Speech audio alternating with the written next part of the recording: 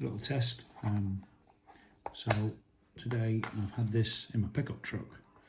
I flew it this morning, turned the power off, the gimbal locked, which it should do. So I've been bouncing across a few building sites today, which has been quite good fun. So take this off, and that now is still locked, which is great. I'm really pleased about that. So that means that's working, and that's my little mod inside the thing.